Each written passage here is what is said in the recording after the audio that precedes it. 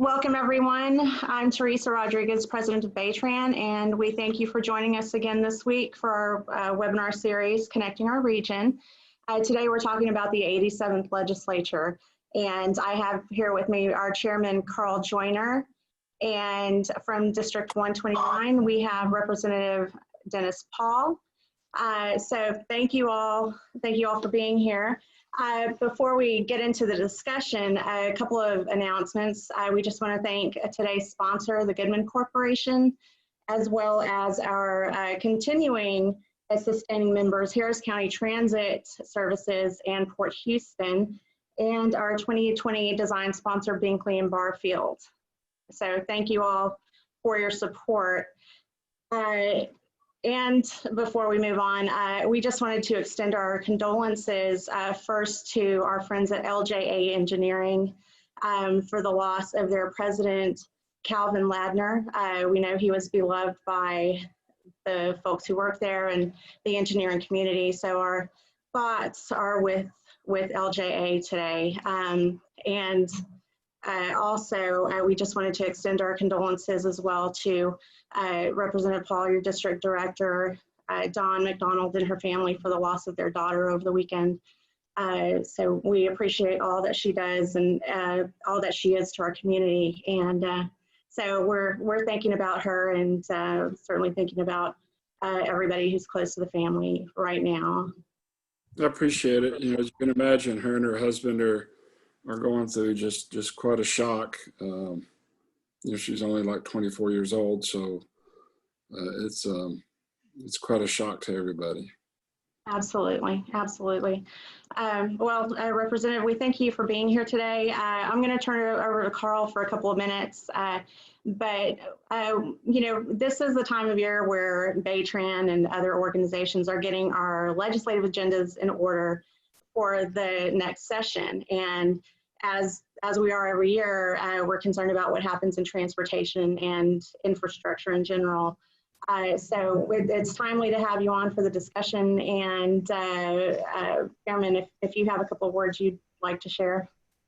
Yeah, Dennis, we've talked before about the fact that kind of our top three things for BayTran is finishing the Grand Parkway, which is a big one, and working to get our funds for our share of the Ike Dike or the coastal spine, which we may in a couple of days get to see if we can hurry that up or not. And then the last one, which is definitely federal, but it's still big for our area, which is the widening of the ship channel. But bottom line is we're hoping that you can help us move funds from the state in this next legislature to help us with our transportation issues in this area. So Representative, I'll turn it over to you. And thanks for being here. I appreciate it, Carl and Teresa, and thanks for the kind words about Don. And we're going to work wherever we can on all three of those issues. They're all three things that we support. You know, since we've been in the legislature, we've been trying to help out with transportation funding in all ways. As you know, I'm an engineer, and I'm still the only professional engineer in the entire legislature. I like that, okay? And so we understand where a lot of the infrastructure needs are and really take a lot of interest in working in infrastructure projects because it's critical for what we need for the state of Texas, especially critical for our area. And I think as the one guy in the legislature that really fully understands it, we take it as a special mission to make sure that we're part of those and lead on that so that our fellow members can look at us as a leader on these issues and make sure. And I also throw in there flooding issues that we have going on to make sure that we get the funds from the federal government, make sure that the state has been working on flooding issues to get the stuff done. So we're highly ready to work on those. Last session, we had a really good session. I passed 16 bills that were signed by the governor. So it was a great session to get a lot of stuff done.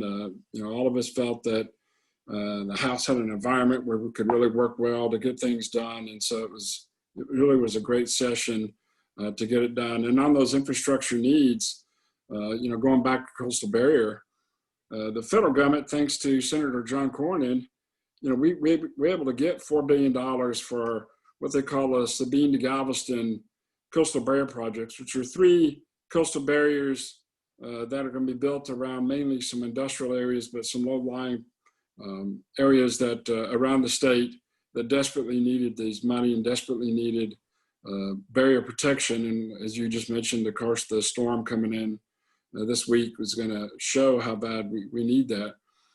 And so we had to make sure and set things in place to get that done. Senator Taylor and I worked on that, and we got that done to make sure that we could receive the funded $4 billion project. We had to come up with $1.6 billion of a local match to get that done. We were able to put some money in from the state government and also set up an establishment to enable the local funds to come in and start getting those projects. So we're really seeing that work. And if we didn't have that done, the federal government's not going to come along and say, hey, we want to help fund the coastal barrier project that we all really need for the whole Galveston Bay.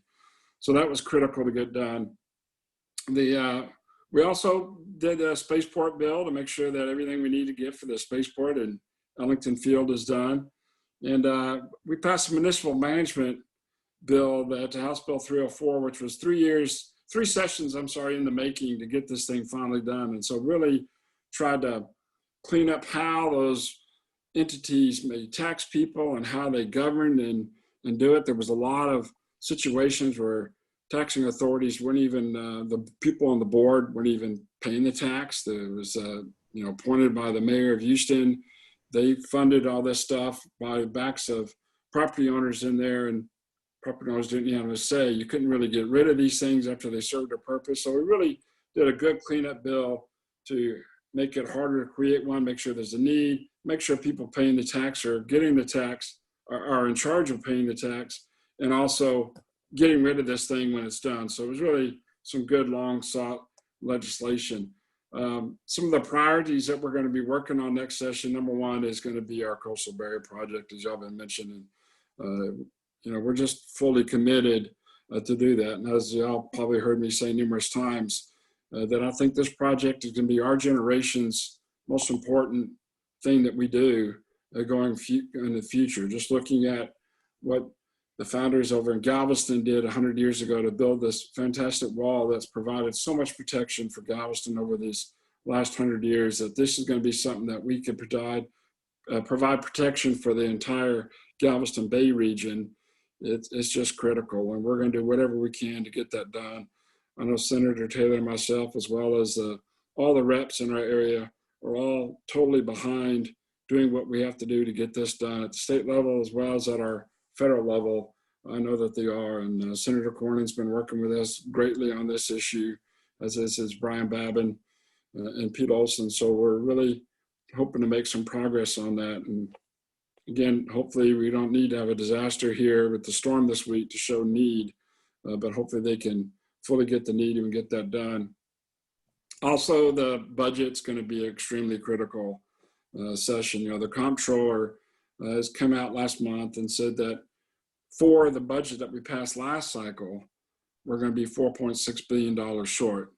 So the money that coming in this year to cover expenses that the state is incurring this year and funding this year from the budget we passed last time is $4.6 billion short. So we're going to have to, first of all, shore that up and make how that's going to work. Now, the Legislative Budget Board's already been working in those realms. The state agencies have been told to cut spending for the rest of this year by 5%, regardless of what was budgeted. And so they're complying and making that happen. So hopefully when we get in there in January, we'll be able to see what that hole really is, and it won't be as bad as what was projected right there. And then we'll have to use rainy day funds to help come up with those monies to make sure that we've taken care of everything that we need there. And then, of course, the new budget going forward is going to be on an extremely tight basis of where we're going to be able to go through. The economy was roaring and going through at a pace that was one of the greatest we've ever seen. And then to have this forced error on us that was due to nobody's fault, that we had a crisis with a healthcare crisis in this pandemic. And the budget is I'm sorry, the economy's taking a real bad hit, but things are progressing. I mean, even the stock market's back where it was. S&P 500 is already at an all-time high. Unemployment numbers are dropping dramatically, especially new claims are way down. So things are starting to progress.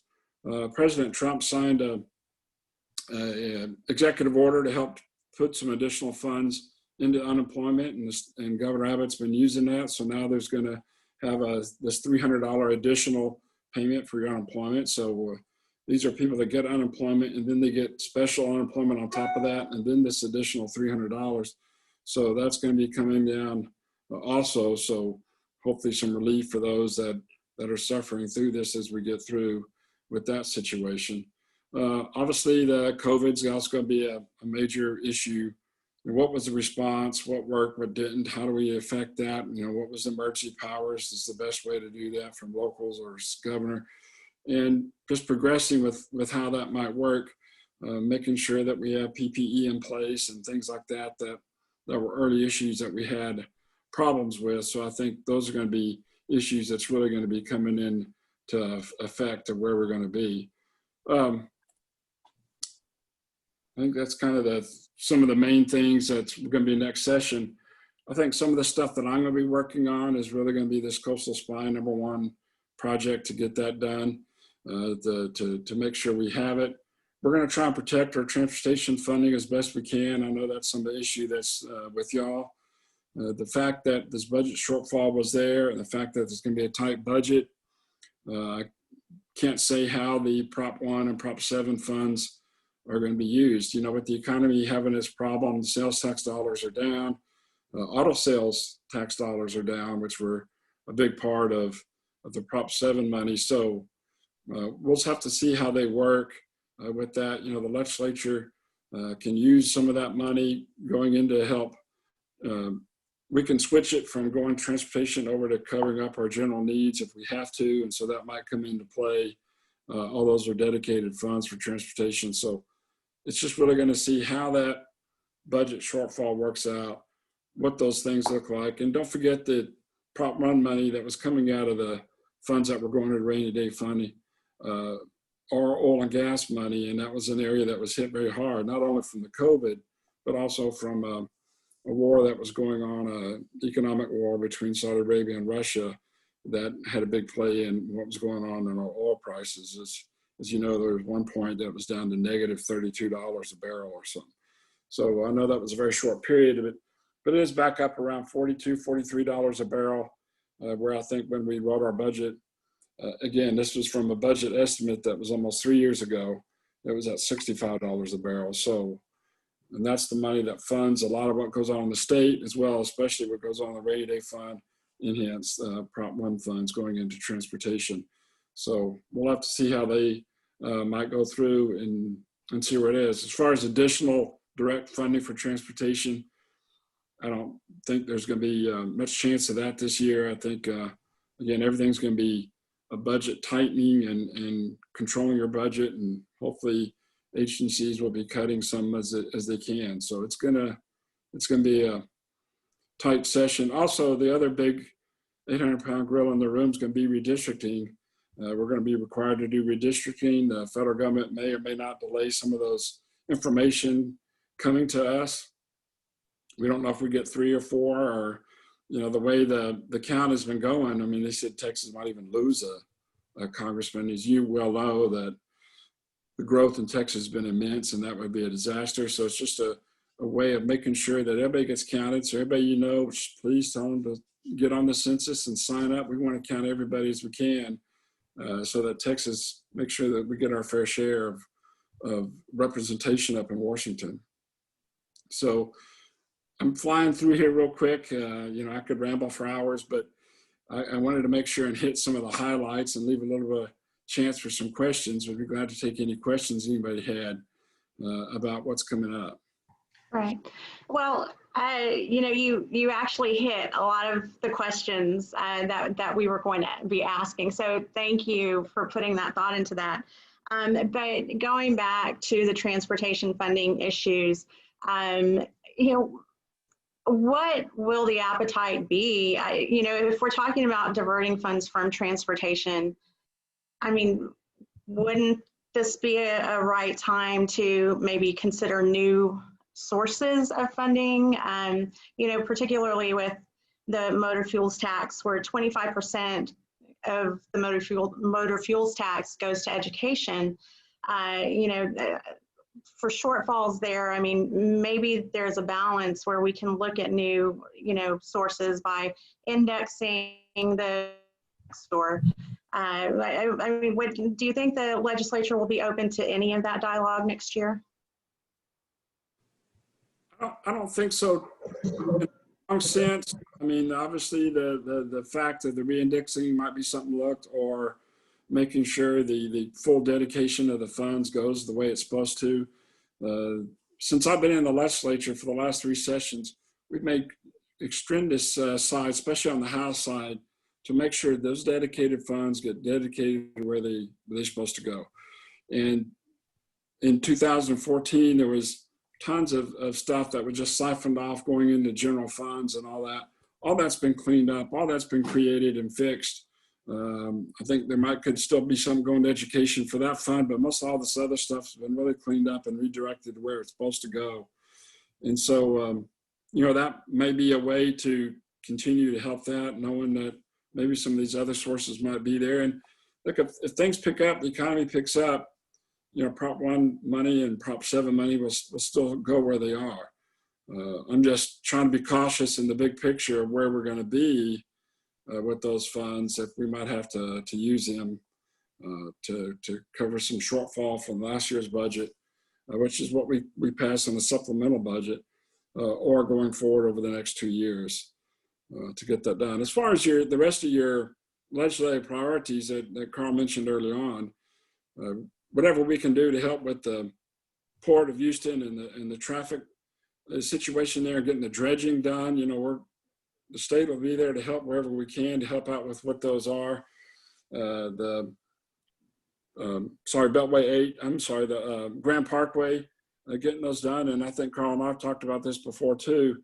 We put a big push. We got segment B into the UBC and really going forward, but we got to get segment C done in there too, because otherwise we won't have nothing to connect. And ultimately segment A, which hardly anybody's talking about, but segment A is the one that's going to be more critical to my district, so that people can go up and down 146, get over to the Grand Parkway and get on and really have a true loop out of it. So we're really committed to work sure to get A and C into the UBC and make those things going forward too. Carl, do you want to comment on segment A? Yeah, I do. And Dennis, thanks for bringing that up, because where it is right now, if they wait another 10 years to get it into the plan, then that means that it's another 10 years before the Grand Parkway is finished.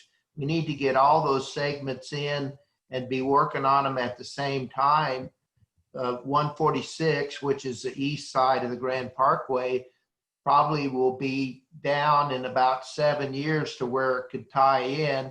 So it sure would be a shame if we don't have that ready to tie in. So the next 7 years, I think, are critical to getting that going. No, I'm with you. I'm 100%. Because we gotta tie it in to really make it a useful loop and a useful transportation way, and let people that come out of Galveston be able to get on that and go out west and get away from storms. As their evacuation process too, so we could really split a lot of the traffic coming out of Galveston with that. So I'm all with you. Well, and there certainly is that very big freight component to that corridor. So especially the tie into the I-69 bypass. So that's definitely a priority for BayTran, including especially segment A.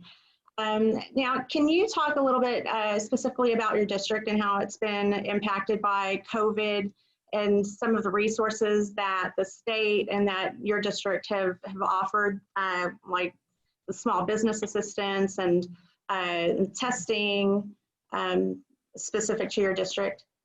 Yeah, sure. There's a lot of private sites that are out in my district to get tested. The county's got a site, I think, up in Pasadena region, which is not far off of the district, to get a public testing site.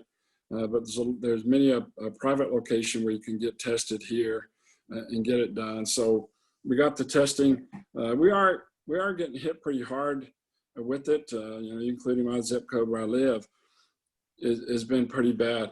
I think the west side, north side has really been a little bit worse, just, looking at the zoning map for zip code. But so I think we've had a pretty hard hit here too. There was also a few nursing homes that had it, an outbreak very bad in a few nursing homes. I know one on LaPorte and some on the west side. So those things have come in to make it very hard and have situations that's been bad. So those have been hit. Businesses, I know a lot of the businesses around here are really applied for the PPP funds and those idle grants and things that the federal government had in place. And so I know businesses in our region have done a partake of those. And we did a lot of work to distribute that information out to people and make sure they had those things handy to be able to make that work for them. So those were some really good programs. Of course, they funded it a second time, and those, again, funds were gone quick. But we're all just going to have to really get involved in the economy, getting this economy growing to get us fully out of this thing. And really going to have to learn with this virus, to live with it as we progress, but still letting us have our economy grow. And meetings like this on Zoom, and I think are really great ways to allow those to function as close to normal and get the business done that we need to do. But we don't have to gather in large groups, but making sure that these businesses can go and open up and progress is the key. And then, of course, the education. We want to be able to get the kids in school where they know they can learn and progress better. But make sure the parents have options of what they want to do with their kids. Some want them to stay home, some don't. Some of them have them in different schools. So it's difficult for, parents with kids in maybe 3 different schools, to make sure they get them all there and make things work. So we've got to have all this in operation and going. And we want to make sure that it's a good, safe environment for everybody to go to school and work in the schools. But again, getting those things open so that the kids can start learning. There was I know we're getting off transportation here, but after in the fall, I'm sorry, in the spring where we were shutting things down and those kids were all going electronically, and there was like a third of these kids, they just nothing. A lot of them had issues with technology, which the state has put in millions of dollars over the summer to make sure that we have tons of money so that kids can make sure that they're connected. But some of these were just people that they can never call back again. We don't know if his parents lost job, move, or what. So there's a lot of issues there going on, and that's why it's important that children are back in school and making things progress. Well, thank you for that. And it's okay if you kind of leaned off of transportation a little bit. We have a broad group today joining us. So lots of interest from different areas. And I just want to mention, it looks like we have Senator Taylor on the line, as well as Brazoria County Commissioner Dee Payne and Mayor Mike Foreman from Friendswood. So thank you all for being with us. Thanks, now, guys. Yeah, thanks for joining us. And we do, let's see, hold on, we may have a question. And also we have Faye Picard from Representative Bonin's office, Representative Greg Bonin's office. So thank you, Faye, for being on the line too. So you talked a little bit about some of your priorities aligning with things that BayTran is focused on. What specific legislation can you say right now that you'll need the BayTran community support on? Well, number one is going to be this coastal barrier project. As you all know, it's a broken record for me that this is something critical that I want to work on. we're going to need y'all's support in any way you can. Talking to the engineering community, talking to folks back home, talking to the business development groups and chambers. And I know they're all on, but to continue that effort to push that this is something that we just got to get done and got to do. And I just pray with all my being right now that we don't have to show up with this storm going through, this week, but that, that this is something that we're all going to have to work on to get it done. So that's going to be our number one thing that y'all can help us on and get it done. And then also pushing back, on like y'all did when the segment B got put in the UBC, that effort that y'all helped lead and was a part of, that's going to be critical too, that we get segment A and C all part of that done in there. So I think those are going to be some of the main issues that we're going to have next time. Well, we are just about out of time. Carl, did you have any closing remarks? Well, yeah. Dennis, thanks again for being with us today. And I'm glad that you've been out there in the community and are well connected and really know what our needs are here. And so BayTran's here to pat you on the back as we move forward in Austin, and the other people that are on with us today. I really appreciate all that you guys do to help us. And hopefully when we go to Austin as a group, we will be able to make a big impact. And again, Dennis, thanks so much for being with us today. Well, I appreciate that, Carl, and that means a lot. And I just want to reiterate too how great, I think our area representation is. Senator Taylor does a great job, and Dr. Bonin, Representative Ed Thompson, and Briscoe Kane. We all work very well together to get things done in our region.